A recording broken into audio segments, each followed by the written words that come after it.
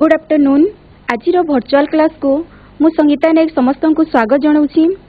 मु राजगामपुर ब्लॉक रो पूर्णचंद्र उच्च प्राथमिक विद्यालय लाइन रो आसी।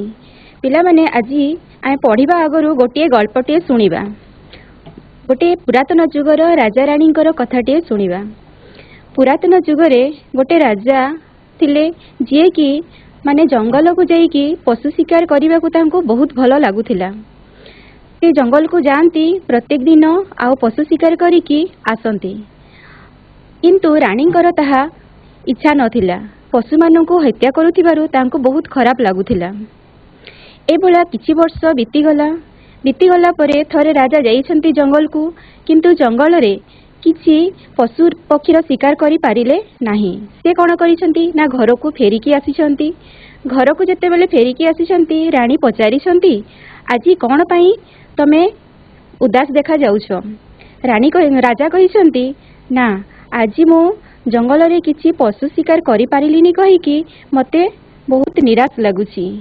रानी तापरे बुझेकी कहिसंती तमे जदि एई भलिया पशु शिकार करि करिकी तांको जदि लोप करि देबो ताहेले तांकर वंश किपरि विस्तार हबो। से माने जदि प्रजनन करि पारिबे नाही ताहेले तांकर विस्तार होई पारिबो नाही। ताहेले पिला माने आजी आमे राजा बुझी पारिले। तापरे राजा जेतेबेले बुझी पारिसंती जे ना रानी ठीक कथा कहउसंती, तापरे से तांकर पशु हत्या करिवा पशु शिकार करिवा छाड़ी देइसंती। ताहेले पिला माने मु एठी आजी तम माननकु किपरि प्रजनन करिकी तांकर पशु पक्षी मानकर वंश विस्तार करि पारिबे ताहेले सेही विषय रे आजी आमे जानिबा। जो अष्टम श्रेणी रो विज्ञान बही रे थिबा नवम अध्याय रो प्राणी को प्रजनन पाठटी को पढ़िबा। देख पिला माने एठी केते गुडे चित्र सबु अछि। एठी देखो कुकुड़ा कोन करूची ना अंडा देउची। तो अंडार कोन जात होईची ना ता भलिया देखा जाउथिबा गोटिए कुकुड़ा चियाटिए। तापरे अछि बाघर चित्र। बाघरे कोन अछि ना बाघ भलिया देखा जाउथिबा बाघ छुआ माने अछंती। तापरे देखो एठी गाई कोन करिची, गाई भलिया देखा जाउथिबा गोटे शावकटिए जन्म करिची। ताको हमें कोन कहिथो बाछुरी छुआ बोली की कहिथो। तापरे अछि हमर एठी बिलेई। बिलेई भी कोन करिची शावक अछि ता पाखरे, ताको हमें कोन कहिथो ना शावक छुआ जोटा कि बिलेई छुआ बोली की कहिथो। तापरे अछि हमर कुकुर। कुकुर कोन करिची ठीक ता भलिया देखा जाउथिबा गोटिए कुकुर छुआटे मान दुई चारिटा कुकुर छुआ अछंती। देखो मनीष मनीष भलिया देखा जाउथिबा गोटे शावकटी अछि। एठी अछि कोन हाथी भलिया देखा जाउथिबा गोटे हाथीर छुआ शावक अछि। एठी अछि तुमर साप। साप कोन करछि ता भलिया देखा जाउथिबा सापटी अछि। ताहेले पिला माने निज भलिया देखा जाउथिबा एठी देखो निज भलिया देखा जाउथिबा जीव माने निज माने गोटे जीवटे से माने सृष्टि करिसंती। ताहेले आज आमे जानिबा जे प्रजनन काहाकू कुहाजे। आगर चित्र रे तो तमे माने देखिबा को पाइलो जे जो प्रत्येक जीव कोन करूचंती ना निज भली जीवटे से माने सृष्टि करिसंती। तो जो प्रक्रिया रे ए माने निज भलिया जीवटे सृष्टि करिसंती ताहांकू कोन कुहाजे प्रजनन बा जनन बोली की कुहाजे। ताहेले जेति कि तुमे पिक्चर रे देखिलो समस्ते निज भलिया ही जीवटे से माने कोन करिसंती सृष्टि करिसंती। ठीक जेमती कि हाथी हाथी भलिया जीवटे सृष्टि कला, मनीष मनीष भलिया जीवटे सृष्टि कला, बाघ बाघ भलिया जीवटे सृष्टि कला। तो जो प्रक्रिया रे से माने निज भलिया जीवटे सृष्टि कले सेही प्रक्रिया को कोन कहाजे ना प्रजनन बा जनन बोली की कहाजे। ताहेले पिला माने देखिबा अछि हमें जे प्राणी मानक ठारे देखा जाउथिबा दुई प्रकारर प्रजनन बा जनन करिथांती। ताहेले से दुई प्रकारर प्रजनन बा जनन कोन ना गोटी होउची अलिंगी जनन आ गोटी होउची लिंगी जनन। अलिंगी जनन कोन काहाकू कहाजे ना जेउ जनन क्रिया जनन अंगर बिना सहयोग रे संपादित होइथाए ताहाकू अलिंगी जनन कहाजे। तापरे लिंगीय जनन। लिंगीय जनन काहाकू कहाजे ना जेउ जनन प्रक्रिया जनन अंगर सहाय्य रे संपादित होइथाए ताकू लिंगीय जनन बा सेक्सुअल रिप्रोडक्शन बोली की ताकू कहाजे। पिला माने बुझी पारलो ना जे जनन केते प्रकार अछि ना दुई प्रकार अछि। गोटी हेला अलिंगी जनन आ गोटी हेला लिंगीय जनन। तापरे आमे जानिबा जे अलिंगी जनन केउ माने करिथांती। अलिंगी जनन जोटा कि माने हमर एमिबा एमिबा हैला पारामेसियम हैला ए माने तांगर अलिंगी जनन रो उदाहरण सबु हेबे हाइड्रा हैला हाइड्रार कोर्गोस्कम जोटा होउची से सबु आसीबो जेंति कि आमर अच्छी एठी मातृ एमिबा एमिबा एमिबा होची गोटे एककोषी प्राणी समस्त जानी थिबो ताहेले एमिबा जो मातृ एमिबा देखो एमिबा रिठने कोन अछि एटा होची एमिबा एमिबा रो एटा होची न्यष्टि याकू कहा जाए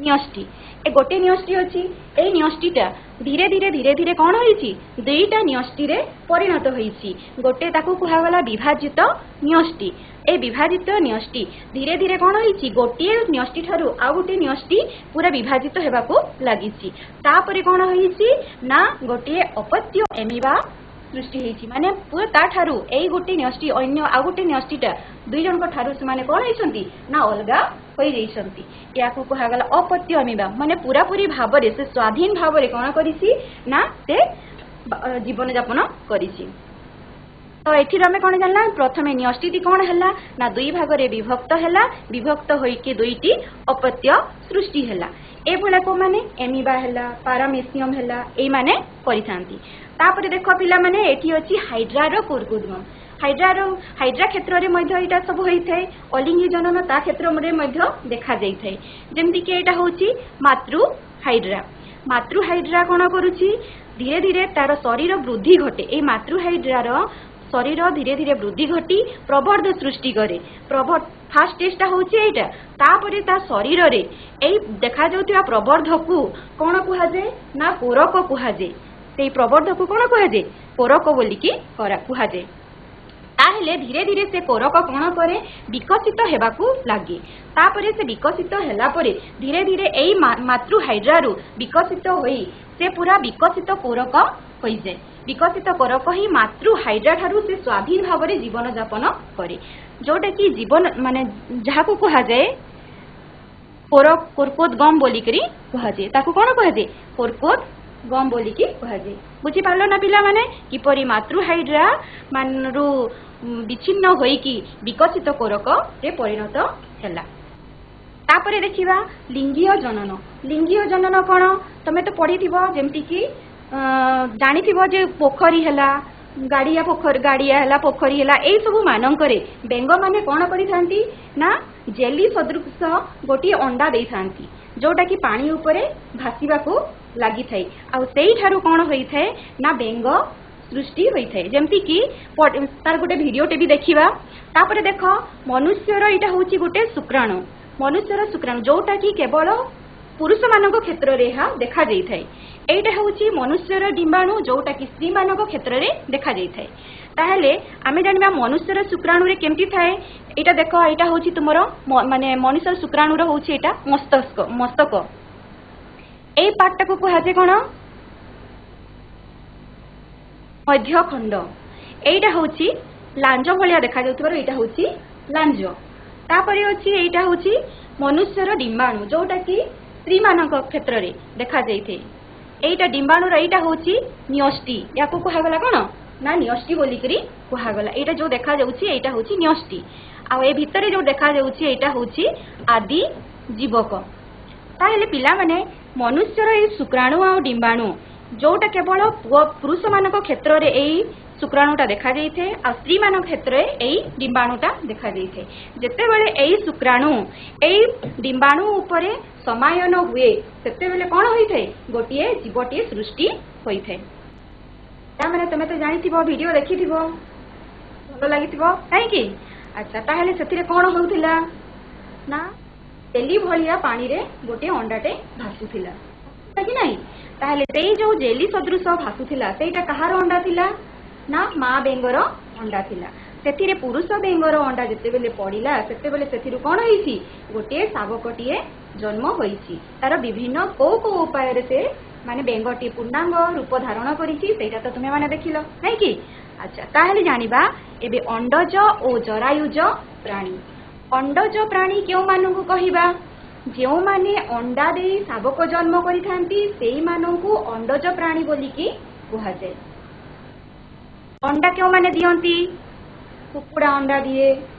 କହ ପିଲାମାନେ କିଏ କିଏ ଅଣ୍ଡା ଦିଅନ୍ତି? ତାହେଲେ କିଏ କିଏ ଅଣ୍ଡା ଦିଅନ୍ତି? ନା କୁକୁଡ଼ା ଅଣ୍ଡା ଦିଏ। ତାପରେ ଆଉ କିଏ ଅଣ୍ଡା ଦିଅନ୍ତି କହ? କଇଁଛ, ନାଇଁ? କଇଁଛ ବି ଅଣ୍ଡା ଦିଏ। ଏଇଭଳି ଆଉ କିଏ ଅଣ୍ଡା ଦିଏ? ସାପ ଅଣ୍ଡା ଦିଏ। ଦିଏ ନା ନାଇଁ? ଆଚ୍ଛା, ତାହେଲେ ଏଇମାନେ ଅଣ୍ଡା ଦେଇକି କ'ଣ କରନ୍ତି? ଶାବକ ଜନ୍ମ କରିଥାନ୍ତି, ନାଇଁ? ଅଣ୍ଡାରୁ କ'ଣ ଜାତ ହୋଇଥାଏ? ତାଙ୍କର ଭଳିଆ ଦେଖାଯାଉଥିବା ଗୋଟେ ଶାବକଟିଏ ଜନ୍ମ ହୋଇଥାଏ। ତ ଏଇମାନେ ଯୋଉମାନେ ଅଣ୍ଡା ଦେଇକିରି ଶାବକ ଜନ୍ମ କରିଥାନ୍ତି ସେଇମାନଙ୍କୁ କ'ଣ କୁହାଯାଏ? ନା ଅଣ୍ଡଜ ପ୍ରାଣୀ ବୋଲିକି କୁହାଯାଏ। ସେମାନଙ୍କୁ କ'ଣ କୁହାଯାଏ? ଅଣ୍ଡଜ ପ୍ରାଣୀ କୁହାଯାଏ। ଚରାୟୁଜ ପ୍ରାଣୀ କାହାକୁ କହିବା ତାହେଲେ? ଯେଉଁମାନେ ଶାବକ ଜନ୍ମ କରିଥାନ୍ତି ସିଧାସଳଖ ସେମାନେ ଅଣ୍ଡା ନ ଦେଇକି ଶାବକ ଜନ୍ମ କରିବେ, ସେମାନଙ୍କୁ କ'ଣ କୁହାଯିବ? ନା ଜରାୟୁଜ ପ୍ରାଣୀ ବୋଲିକି କୁହାଯାଏ। ଚରାୟୁଜ ପ୍ରାଣୀ କେଉଁମାନେ ହେଲେ? ଚରାୟୁଜ ପ୍ରାଣୀ ହେଲେ କୁକୁର, ମଣିଷ, ତାପରେ ଆସିଲା ହାତୀ, ବାଘ, ଏଇମାନେ ହେବେ ଜରାୟୁଜ ପ୍ରାଣୀ। ବୁଝିପାରିଲ ନା ପିଲାମାନେ? ତାପରେ ଜାଣିବା ସମାୟନ। ସମାୟନ କାହାକୁ କୁହାଯାଏ? ଯେମିତି ମୁଁ ତମକୁ ଦେଖିଲି ଭିଡ଼ିଓରେ ଗୋଟିଏ ବେଙ୍ଗର ସମାୟନ କିପରି ହେଲା, ସେଭଳି ସମାୟନ କ'ଣ? ଦୁଇ ପ୍ରକାରର ସମାୟନ ଅଛି। ଗୋଟିଏ ସମାୟନ ହେଲା ବହିଃସମାୟନ, ଆଉ ଗୋଟେ ହେଲା ଅନ୍ତଃ ସମାୟନ। ବହିଃସମାୟନ କାହାକୁ କୁହାଯାଏ? ନା ଶରୀର ବାହାରେ ସଂଗଠିତ ହେଉଥିବା ଜନନକୁ ବହିଃସମାୟନ କୁହାଯାଏ। କାହାର କାହାର କ୍ଷେତ୍ରରେ ହୁଏ? କେଉଁମାନଙ୍କର ହୁଏ ବହିଃସମାୟନ? ନା ମାଛ, ବେଙ୍ଗ, ଷ୍ଟାରଫିସ୍ ଏମାନଙ୍କର କ୍ଷେତ୍ରରେ ବହିଃସମାୟନ ହୋଇଥାଏ। ଯେମିତି ବେଙ୍ଗର ବହିଃସମାୟନ ହେଲା, ଠିକ୍ ସେଇଭଳି ମାଛର ବି ହୋଇଥାଏ, ଷ୍ଟାରଫିସ୍ ମାନଙ୍କର ହୋଇଥାଏ, ଏମାନଙ୍କର ବହିଃସମାୟନ। ତାପରେ ଅଛି ଅନ୍ତଃ ସମାୟନ। ଅନ୍ତଃ ସମାୟନ ମାନେ କ'ଣ? ଯେଉଁ ଜନନ କ୍ରିୟାରେ ଡିମ୍ବାଣୁ ଓ ଶୁକ୍ରାଣୁର ମିଳନ ମାତୃ ଶରୀର ଭିତରେ ହୋଇଥାଏ ତାକୁ ଅନ୍ତଃ ସମାୟନ କୁହାଯାଏ। ଯେମିତିକି ଆଗ ଚିତ୍ରରେ ଆମେ ଦେଖିଥିଲା, ଏଠି କ'ଣ ହଉଛି? ମନୁଷ୍ୟର ଶୁକ୍ରାଣୁ, ଏଇଟା ହଉଛି ମନୁଷ୍ୟର ଡିମ୍ବାଣୁ। ଏଇ ଦୁଇଟା ଯେତେବେଳେ ଆମର କ'ଣ ହଉଛି? ମନୁଷ୍ୟର ଏଇ ଯୋଉ ମାନେ ଶୁକ୍ରାଣୁ ଆସିକି ମନୁଷ୍ୟର ଏଇ ମାନେ ଡିମ୍ବାଣୁ ଉପରେ ପଡ଼ିଲେ ତାହେଲେ ଯାଇକରି କ'ଣ ହଉଛି? ନା ଗୋଟେ ଯୁଗ୍ମଗଜଟେ ସୃଷ୍ଟି ହଉଛି। ଠିକ୍ ସେଇଭଳି ତାକୁ କୁହାଯିବ କ'ଣ? ନା ଅନ୍ତଃ ସମାୟନ, ଯୋଉଟା କି ଜରାୟୁ ଭିତରେ ହୋଇଥାଏ, ମାତୃ ଶରୀର ଭିତରେ ହୋଇଥାଏ। ମାତୃ ଶରୀର ଭିତରେ ଏହି ସମାୟନଟା ହୋଇଥାଏ। ଡିମ୍ବାଣୁ ଓ ଶୁକ୍ରାଣୁର ମିଳନ ମାତୃ ଶରୀର ଭିତରେ ଯଦି ହବ ତାକୁ କହିବା ଆମେ କ'ଣ? ଅନ୍ତଃ ସମାୟନ। ତାପରେ ଦେଖ ଭ୍ରୂଣର ବିକାଶ। ଭ୍ରୂଣର ବିକାଶ ଯେତେବେଳେ ହୁଏ, ଅନ୍ତଃ ସମାୟନ ହଉ କି ବହିଃସମାୟନ ହଉ, ଯେତେବେଳେ ଗୋଟିଏ ଭ୍ରୂଣର ବିକାଶ ହେଉଛି ସେହି ସମୟରେ ତାର କ'ଣ ହେଇଥାଏ? ଧୀରେ ଧୀରେ ତାର ହାତ, ଗୋଡ଼, ମୁଣ୍ଡ, ଆଖି, କାନ ଏଭଳି ତାର ଅଙ୍ଗ ପ୍ରତ୍ୟଙ୍ଗ ମାନ ସବୁ ସୃଷ୍ଟି ହୋଇଥାଏ। ଏହି ପ୍ରକ୍ରିୟାକୁ କୁହାଯାଏ କ'ଣ? ଫିଟ୍ସ ବୋଲିକରି କୁହାଯାଏ। ହେଲା ନା ପିଲାମାନେ? ତାର ହାତ, ଗୋଡ଼, ମୁଣ୍ଡ, ଆଖି, କାନ ଏଇଭଳି ଯେତେବେଳେ ସୃଷ୍ଟି ହୁଏ ତାହାକୁ ତାର ବିକାଶକୁ କ'ଣ କୁହାଗଲା? ନା ଫିଟ୍ସ ବୋଲିକରି କୁହାଗଲା। ତାହେଲେ ତମେ ଜାଣିଥିବ କୁକୁଡ଼ା ଅଣ୍ଡା ଦିଏ, ନାଇଁ? ତାହେଲେ ସେ କୁକୁଡ଼ା ଅଣ୍ଡା ଯେତେବେଳେ ଦିଏ, କୁକୁଡ଼ା ଅଣ୍ଡା ଦେଲା ବେଳେ ଭ୍ରୂଣରେ ତାର 60,000 କୋଷ ସୃଷ୍ଟି ହୋଇକି ସାରିଥାଏ। 60,000 କୋଷ? ନା 60,000 କୋଷ ସୃଷ୍ଟି ହୋଇକରି ସାରିଥାଏ। এইটা হচ্ছে ভ্রূণর বিকাশ, যেটা আমি মানে দেখ এখানে বেঙ্গ অছি, বেঙ্গ সে কোণ কলা? অন্ডা। মাই বেঙ্গ কোণ কলা? অন্ডা দেলা। অন্ডা দেইকরি ধীরে ধীরে ধীরে ধীরে তার বিকাশ হইকরি সে পূর্ণাঙ্গ লাভ করিছি। গোটে বেঙ্গরে সে তৈরি হয়েছি, তার অঙ্গ প্রত্যঙ্গ মান সবু সৃষ্টি হয়েছি। ঠিক সেইভাবে কুকুড়া, কুকুড়া অন্ডা যেতবেলে দিয়ে সেতবেলে কোণ তার 60,000 কোষ তা ভিতরে সৃষ্টি হইকি সরি থাকে। বুঝিলা কি নাই? তাহলে এইটা হচ্ছে তার বিকাশ, ভ্রূণর বিকাশ। তাপরে জানিবা রূপান্তরণ। রূপান্তরণ কোণ? দেখ রূপান্তরণ কাহার কাহার হইଥାଏ, जोटा कि सप्तम श्रेणी रे तुमे पढ़िथिबो प्रजापति विषय नहीं कि प्रजापति कौन करिଥାଏ?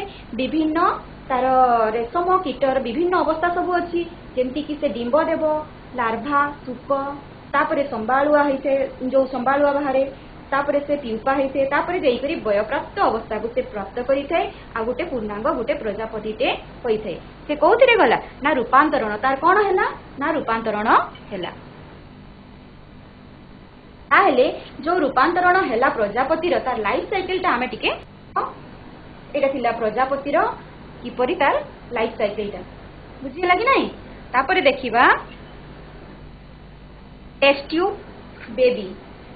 बेबी कौन करा जाए कहा कुहा जाए ता विषय रे हमें जानिबा डाक्तर माने कौन करिथांती ना डिंबाणु और शुक्राणु को संग्रह करी शरीर बाहर समायन कई पारि माने डिंबाणु और शुक्राणु केमती थाए आगुरो देखिथिली चित्र रे एटा होची मनुष्यर डिंबाणु एटा होची डिंबाणु एई डिंबाणु और एई शुक्राणु को से माने संग्रह करती डाक्तर माने आउ सेटा शरीर बाहर कौन करा जाए ताकू समायन करा जाए तांकर स्वतंत्र पद्धति अछि सेई पद्धति सहाय्य रे से माने शुक्राणु और डिंबाणु को समायन करती समायन करिकी सेथिरो गोटिए टेस्ट ट्यूब बेबी शुक्राणु और डिंबाणु को से माने संग्रह करती आउ शरीर बाहर समायन जो करा जाए सही प्रक्रिया को कहा जाए आईवीएफ बोलिकी कहा जाए आईवीएफ रो अर्थ तार फुल फॉर्म होची इन विट्रो फर्टिलाइजेशन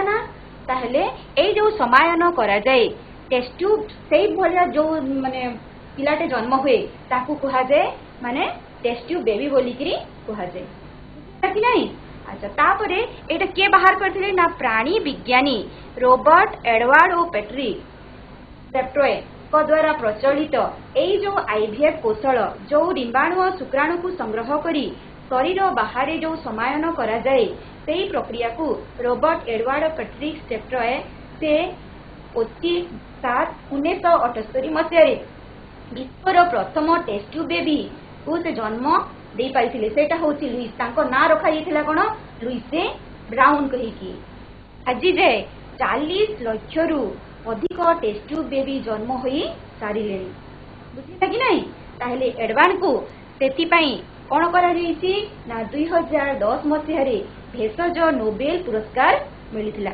या होची हमर तमर के लुइस ब्राउन ये होची के ये होची लुइस ब्राउन ए टेस्ट ट्यूब बेबी बुझिला कि नहीं तो ए कोन हिसी ये किए ये चित्र जहाँ देखुच ये किए ये होचंती एडवर्ड ये तांकू कोन करथिला 2010 मसीह रे 2010 मसीह रे तांकू कोन मिलिथिला भेषज विज्ञान नोबेल पुरस्कार मिलिथिला होला कि नहीं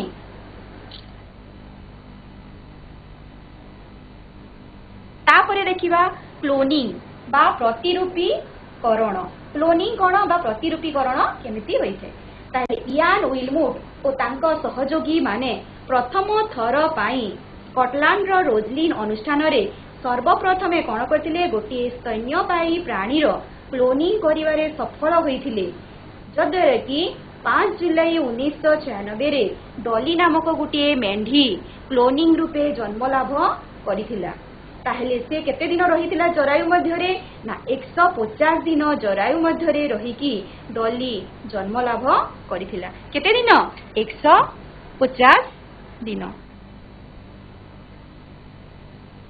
50 दिन जरायु मध्य रे रहिकी डॉली जन्म होइथिला तापरे 1999 रे स्वाभाविक जनन प्रक्रिया रे डॉली कोन करथिला ना गोटिए पुत्र संतानते जन्म देइथिला तार ना रखा जैथिला कोन बोनी तार ना थिला कोन बोनी थिला डॉली टिके जन्मरू टिके रोगाक्रांत भलिया थिला जद्वारा कि विलमुट तांकू कोन कले सेही रोग जंत्रणारू मुक्त करिबाकू निष्पत्ति नेले आउ 14/2/2023 मसीह रे डाक्टरी उपाय रे सबु दिन पई तांकू मुक्ति देई देले फଳରେ कोन हला जे विश्व रे प्रथम सफल सैन्य पाई प्रतिरूपर अवसान घटिला एटा होची देख एटा के डॉली एटा होची क्लोन डॉली रो बेबी माने ये होची कोन बोनी ये के बोनी ए गुटे पुत्र संतानटे जन्म देइथिला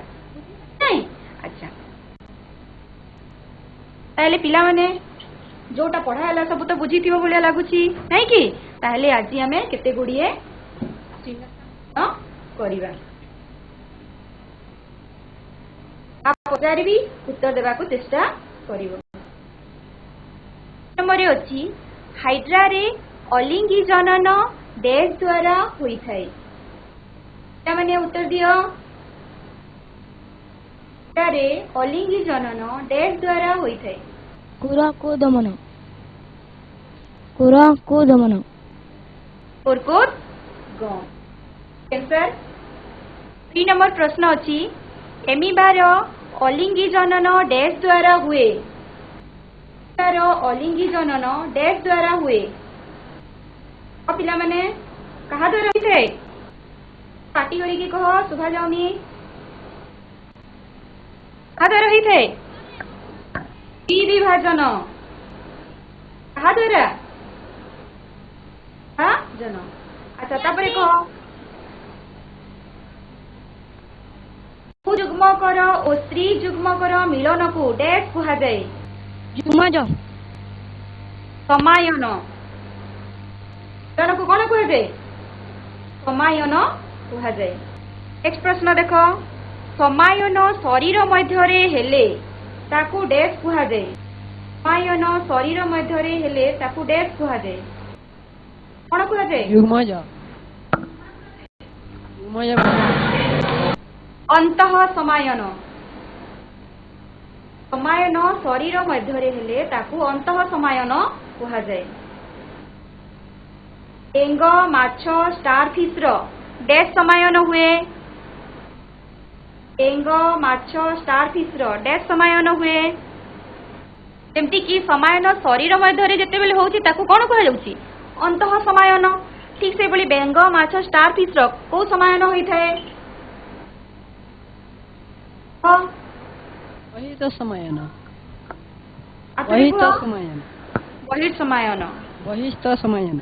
बहिर्समायन नहीं ठीक आंसर जुग्मजरु डैश सृष्टि हुए मैंने कह जुग्मजरु कौन सृष्टि हुए भ्रूण सृष्टि हुए राइट आंसर नेक्स्ट देख डैश मसीहारे एडवान को भेषज विज्ञान नोबेल पुरस्कार मिलिथिला डैश मसीहारे एडवान को भेषज विज्ञान नोबेल पुरस्कार मिलिथिला 2010 मसीहा हाँ 2010 मसीहा वेरी गुड बढ़िया आंसर दउछ तापरे आ गोटे प्रश्न देख 1998 मसीहारे डॉली जन्म देइथिबा पुत्र संतानर नाम डैश थिला 1998 मसीहारे डॉली जन्म देइथिबा पुत्र संतानर नाम डैश थिला बनी पोनी आ गोटे प्रश्न देख प्रत्येक जीव निज भली जीव टीए सृष्टि करिथाय एही प्रक्रिया को डैश कहा जाए प्रत्येक जीव कौन करिथाय निज भली गोटे जीवटे सृष्टि करिथाय जो प्रक्रिया रे करिथाय ताहाकू डैश कहा जाए प्रजनन राइट आंसर आ गोटे प्रश्न देख जेउ माने अंडारू जन्म हुअंती सेमानकू डैश प्राणी कहा जाए अंडज प्राणी वेरी गुड मानू कौन कहा जाए प्राणी अंडज प्राणी कहा जाए अच्छा बढ़िया आंसर देइछ आ गोटे देख ठीक भूल कहब अंडज प्राणी माने शावक जन्म करती ना भूल भूल भूल भूल ठीक कही दउथिलो नहीं ना भूल भूल भूल शुक्राणु एक जीवकोष ठीक ना भूल शुक्राणु एक जीवकोष भूल ठीक एंगरे बहिर्समायन देखा जाए ठीक ना भूल राइट राइट करू मनुष्य शरीर विकसित हुए करू मनुष्य शरीर विकसित हुए ठीक ना भूल भूल भूल भूल ଭୁଲ। ତାପରେ ଦେଖ 5 ନମ୍ବର क्वेश्चन समायन परे जात जुग्मज गोटिए कोषरे तियारी। समायन परे जात जुग्मज गोटिए कोषरे तियारी ठीक ना भूल पिला माने ठीक ना भूल उत्तर देबाकू चेष्टा कर। समायन परे जात जुग्मज गोटिए कोषरे तियारी मैम ठीक कौन हेब भूल हेब एमिबा कोर्गोद्गम प्रणाली रे जनन करे कोर्गोद्गम प्रणाली रे जनन करे भूल भूल आंसर देइछ अलिंगी जनन रे मध्य समायन आवश्यक अलिंगी जनन रे मध्य समायन आवश्यक ठीक ना भूल उत्तर देबाकू चेष्टा कर। अलिंगी जनन एमिबा देखिथिलो ठीक नहीं भूल ठीक भूल हब अलिंगी जनन रे मध्य समायन आवश्यक होइछि नहीं भूल हब द्विविभाजन एक प्रकार अलिंगी जनन विभाजन एक प्रकार अलिंगी जनन ठीक ठीक मज समायन द्वारा सृष्टि हुए मज समायन द्वारा सृष्टि हुए ठीक ना भूल पिला माने ठीक ना भूल राइट गुण गोटिए कोषरे गठित